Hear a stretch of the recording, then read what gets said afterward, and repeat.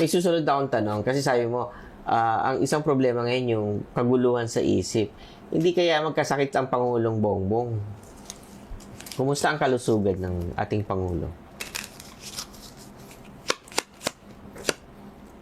Ako may sakit siya, ha? May sakit to. No? Pero tahimik siya, oh. Bakit nga? Di ba? Oo nga. Para lang siyang nag-observe. Ayaw niya muna magsalita, oh. Siya rin nagsabi ng ano lang, wag muna. Minsan parang babayaan niyo muna. Okay. So, ako yung Is he nag-uusap-usap. ready? Yung martial law, magiging issue yan, ha? Pwedeng magkaroon ng martial law. Basta magiging issue yan. Okay. Oo. Ano yung sanhi ng ano ni tatay noon? Sa pagkain daw yan ng mga ano mga laman loob yan. Tapos malakas kumain. Malakas kumain ng ano, hindi yung ano ay. Hindi yung pulburo na. Hindi yung palburo na. Malakas kumain ng mga laman loob. Oo. Eh malamang kung talagang totoo yun, si BBM malakas kumain ng laman loob. Di ba sinabi ni Amy Na? na bago mag-almusal, nagmamariwana muna? Ayun, eh syempre pampaano yun, Pampagana yun. pampalakas kumain yun. May coloscopy na si Colostomy bag. colostomy bag. At ay hindi natatagal talaga buhay niya kung totoo yun. Tapos kaya kung bakit siya pwede magsuka kasi nga po yung utot ba? Kasi napipigilan yun eh. Minsan sa bunganga yan lalabas. Ganun pala yun. Pwede kang tatae sa bunganga mo dun eh. Kasi kung hindi talagang mapopersa na mailalabas sa bituka yan, maaari yung pati yung utot at yung pati yung dumi mo, pwede mong maisuka. Grabe. So yun mga banateros, good morning. Ngayon ay ang pag-uusapan naman natin etong pagdurugo ng puwetan. Pagdurugo ng puwetan ni Marcos Jr. Aba, matindi to. So yan mga banateros, no? At may may interviewin, no? Patungkol dito sa mga bali-balitang matagal na rin to sa politics vlog. Matagal-tagal na rin at napapanood nyo na rin to sa channel ni Banat Bay. So ito si Mr.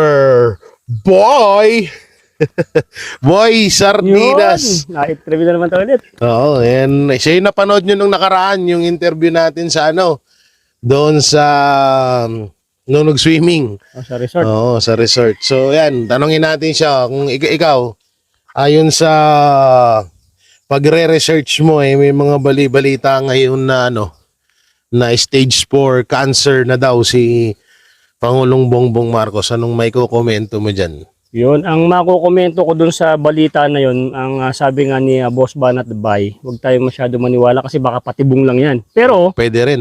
pero sa akin, sana totoo. Para matapos na ang problema, no? Ako, baka kasuhangan ni Trillanes. Trillanes, hanapin mo ako sa bundok, busit ka. Oo. Batuhin mo ng sardinas sa mukha. Pabatuhin kita ng sardina sa mukha. O, yun nga yung bali-balita na critical, tas namamaalam na daw. Tas ito yung bago, yung may lumalabas na daw sa hindi ko alam kung sumuka ba ng dugo or yung iba naman ang sinasabi may nakita daw sa pantalon na dugo, parang hindi niya namamalayan na gano'n na yung nangyayari sa kanya. Oo, kasi yung cancer yun sa bituka eh. Parang katulad ng cancer ng tatay ko sa bituka. Ayaw nga pala si tatay nga pala Ano yung sanhi ng ni tatay noon? Sa pagkain daw yan ng mga mga laman loob yan. Tapos malakas kumain. Malakas kumain ng hindi yung ay. Hindi yung pulburo na. Hindi yung palburo na. Malakas kumain ng mga laman loob. Oo. Eh malamang kung talagang totoo yun, si BBM malakas kumain ng laman loob. Di ba sinabi ni Amy Na bago mag-almusal, nagmamariwana muna? ayun, eh syempre pampaano yun, Pampagana yun. pampalakas kumain yun. Nasobrahan yung bituka niya, lumobo. Kung totoo man na may coloscopy na colostomy bag. At ay hindi natatagal talaga buhay niya kung totoo yun. Dati ko hindi naman tumagal eh. Pero si BBM kasi may pera eh. Ilang taon nang tinagal ang tiniis ni tatay doon sa sakit niya na yun? 3 taon. 3 taon. 3 taon. So, Hindi rin talaga tagal at papayat. Kita niyo naman si BBM kung totoo yung balita na yan. Tingnan, pumapayat na siya. Mahuhupak yung mukha niyan eh. Tapos kaya kung bakit siya pwede magsuka, kasi nga po, yung utot ba? Kasi napipigilan yun eh. Minsan sa bunganga yan lalabas. Ah, ganun pala yun. Pwede kang tatake sa bunganga mo dun eh. Ah, Kasi kung hindi talagang mapopersa na mailalabas sa bituka yan, maaari yung pati yung utot at yung pati yung dumi mo, pwede mong maisuka. grabe, no? Oo, ganun kasakit, ganun sakit So, yan. ganun pala kalala yung sakit ni BBM. Sana, kung totoo yun, sana totoo nga. Marami kasi mga picture din na lumalabas na may colostomy bag nga siya, paikot sa katawan niya. Naka yun eh, naka parang sintron. May sintron ka, doon nakaipit yung colostomy bag. At pagka medyo puno na, papalitan mo na yun. Medyo mabaho yun, siyempre, yung may mga nurse naman siya. At Si lagi Auntie yun. Claire, nurse yun. Si Auntie Claire, baka si Auntie Claire nagpapalit, no?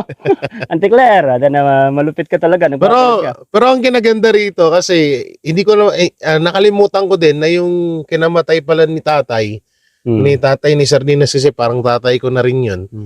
Ganun pala yung about doon sa cancer sa bituka.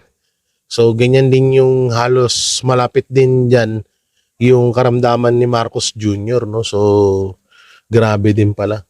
Saka tol, yung nasabi mo, di ba, yung parang sa puwet niya, merong dugo. Talagang ganun po nangyayari kasi... Anong nangyari na rin kay tatay Oo. yun? Yung dumi mo, may kasamang dugo. Oo. Kung yung colostomy mo is medyo may tagas, tatagas talaga yun. Medyo Nako. kakalat talaga sa katawan mo yun, sa damit mo, kung hindi napapalitan agad. Saka normal talaga yan, yung dumi at yung dugo, kasama po yan lalabas.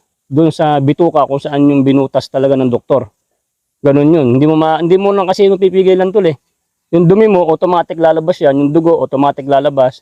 Meron pang, tatay ko nun, meron parang sipon or some mga dumi sa katawan mo. Bigla na lang Sintabi siyang po sa dugo. mga kumakain dyan. Papayantabi po kasi nagkukwentuhan tayo about sa balita ng kay Marcos Jr. Kung totoo man yan, sana totoo na, no? Aray ko, grabe manalangin si Boy. Grabe ka manalangin Pero eto, ang sinasabi nila, kaya daw pumayat ng gusto si Pangulong Bongbong Marcos dahil sabaw na lang daw ang ano ba yung pinapakain mo sa tatay mo noon noong mga panahon na nagaano siya? Ay, oo. Malamang kung kasi po yung tatay ko, pag may colostomy bag ka na, ganyan na yung sakit mo sa bituka, hindi na makapasok yung pagkain sa bunganga mo kahit ipasok mo pa. Hindi siya maisubo, maisusuka niya. So sabaw lang, magpapabili yung tatay ko ng kambing, nulutuan namin ng masasarap kaso ilang subo lang, Wala na. may susuka niya yan, bumabalik. So mamamayat, talagang ganun talaga yung may cancer ng colon cancer. Kung stage 4 yan, malapit na talaga si BBM. Kung totoo yung balita. So ibig sabihin, talagang grabe, no? Grabe pala talaga. So dahil mapera lang siya, kaya medyo siya. Kasi may mga bali-balita na parang ayaw na nga rin daw pumunta ng mga event kasi nga parang di na kaya. Ano ba yung mga nararamdaman ng tatay mo noong ano ba, hindi na siya nakakatayo? Oo, Nanghihina siya. manghihina talaga to. Tapos ano yung masakit? Ano yung laging masakit sa kanya? Yung tiyan niya. Kasi may patay. kung bakit po pinutol ang bituka ng isang may colon cancer, meron tumor sa loob ng tiyan. Depende kung saan yung tumor na niya, kung pwede pa ba Tumor. operahin. Tatay ko kasi hindi na na-opera kasi tumubo yung tumor sa pantog. Kaya nung binutas yung pinutol yung kanyang bituka, doon lalabas yung dumi, yung dugo na sobra-sobra, talagang grabe yung dugo nun to, tatay ko. Baga tumatagas yung dugo, then pupunta sa colostomy, at magpalit ka na magpalit, then hindi ka na makakain hanggang sa pumayat ka ng pumayat, hanggang hihintay mo na lang yung kamatayan mo talaga. Tsaka may picture din na kumalat dati na nakaganon siya, lagi siya nakaganyan. Parang lagi siya nakayoko, parang masakit yung tiyan. Parang makukuba ganyan, no? Kasi Parang- nabibinat yun eh. Parang masakit yung tiyan niya. So ganon din pala yung no. So ang ganda ng interview na to kasi nung nawala rin sa isip ko na halos kaparehas ng sakit ng tatay ni Boy. Kailan lang namatay si tatay? Mga 1 year pa lang. Mga 1 year pa lang. Napakaganda nga dahil halos parehas sila ng karamdaman ngayon. So hindi naman din natin pinapanalangin na mamatay na si Bongbong Marcos. Ako, pinapanalangin ko. Siya po, siya nagsabi noon, hindi ako. Pero yung gagaya nga na sinabi ni Banat Bay, baka ito ay patibong lamang, Pautot. pautot para may makasuhan na naman. Oo. Pero sa dami na rin naglalabas nito, hindi naman lang ako ang naglabas nitong balita na to, marami na din. So grabe, no. So ikaw, anong masasabi mo diyan sa mga viewers natin? Lalo ngayon na lalo ngayon na tawag dito, lalo ngayon na talagang matindi yung krisis na nangyayari sa Pilipinas. Yung crisis talaga, hindi na talaga yan ano tawag dito? Yung sounds. Yung sounds. Teka, may sounds. Okay lang, okay lang. Yung crisis ngayon kasi, hindi na yan kaya talaga ni Bongbong Marcos kasi nga may sakit na siya. At ang inaasikaso nun talaga niya, yung colon cancer niya.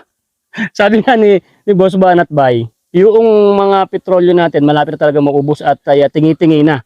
Malamang talaga, magiging totoo yan mga kababayan dahil nga hindi pa rin makapasok ang mga barko na pa-supply dito sa Pilipinas. And then, si Marcos Jr., di ba, dati galit siya sa mga incheck sa China.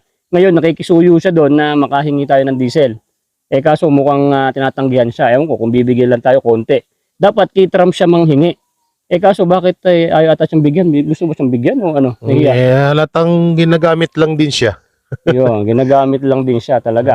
Dapat nga, yun ang una natin tumulong sa atin. Kaso walang pakialam. Tsaka ang Amerikano, ugali na nila yan. Manggagamit yan eh. Kaya wag na tayong umasa doon.